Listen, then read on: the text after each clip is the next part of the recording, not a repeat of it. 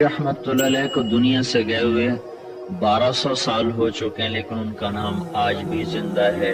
رابعہ بصری نہ کوئی شہزادی تھی، نہ کوئی ملکہ تھی، نہ کوئی وہ خوبصورت تھی، نہ کوئی خاندانی تھی، بلکہ عورت ہونے کے لحاظ سے ہر عیب اس میں تھا۔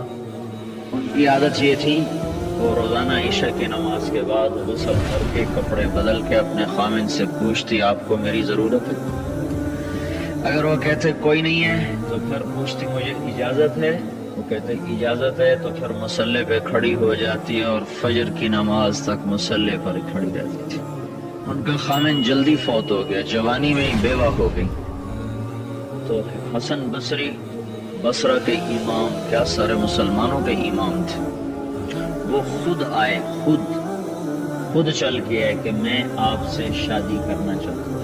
اور کوئی شادی کا شوق نہیں تھا ان کو، اور وہ تو اولاد کے قابل نہیں، شکل صرف ان کی نیکی اور ان کا جو اللہ سے تعلق تھا، ان کو یہ لالچ ہوا کہ یہ میری بیوی ہو جائے تو اس کی تو خیال شاید میری بخشش ہو جائے۔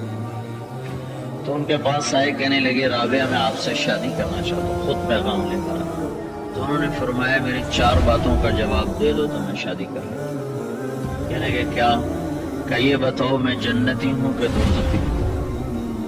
کہنے لگے یہ تو میں کچھ نہیں کہہ سکتا۔ اچھا یہ بتاؤ جب اللہ تعالیٰ قیامت میں اعمال نامے اڑائے گا، کسی کے سیدھے ہاتھ میں آئے گا، کسی کو الٹے ہاتھ میں آئے گا، میرے سیدھے ہاتھ میں آئے گا کہ الٹے ہاتھ میں؟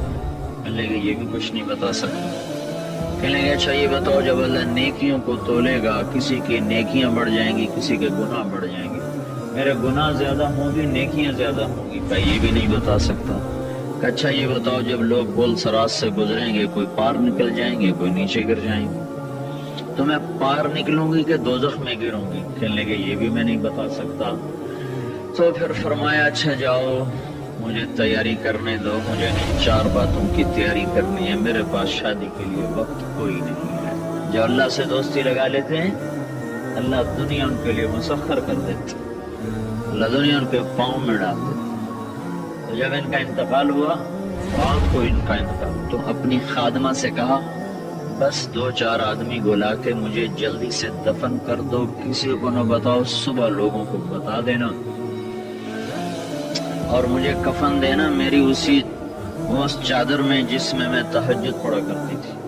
تو انہوں نے راتوں رات دفن کر کے صبح اعلان کیا، شور مچ گیا، ہائے کیوں بتایا، کیوں نہیں بتایا، کیوں؟ تو اگلی رات ان کی خادمہ نے ان کو خواب میں دیکھا، سبز لباس پہنا ہوا، حسن و جمال، سورج چہرے پہ چمک رہا۔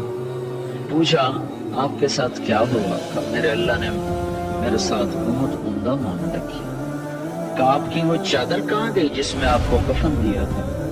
کہ وہ اللہ تعالیٰ نے اتار لی ہے اور مجھے جنت کا جوڑا پہنایا ہے، اور اس چادر کو اللہ نے سنبھال کے رکھا ہے، جب قیامت کے دن میری نیکیوں کو اللہ تولے گا تو اس چادر کو بھی اس میں تولے گا۔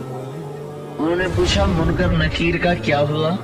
کہ وہ آئے تھے تو انہوں نے مجھ سے کہا من ربکی، تیرا رب کون ہے، تیرا رب کون ہے؟ تو میں نے منکر نکیر سے کہا جس اللہ کو 40 سال نہیں بھلایا اس کو 4 ہاتھ زمین کے نیچے آ کر میں بھول جاؤں گی؟ کہ جس رب کو 40 سال میں نہ بھلا سکی اس کو 4 ہاتھ زمین کے نیچے آ کر میں بھول جاؤں گی؟ تو منکر نکیر نے کہا اس کا آگے کیا حساب لینا، چلو بھائی واپس چلو۔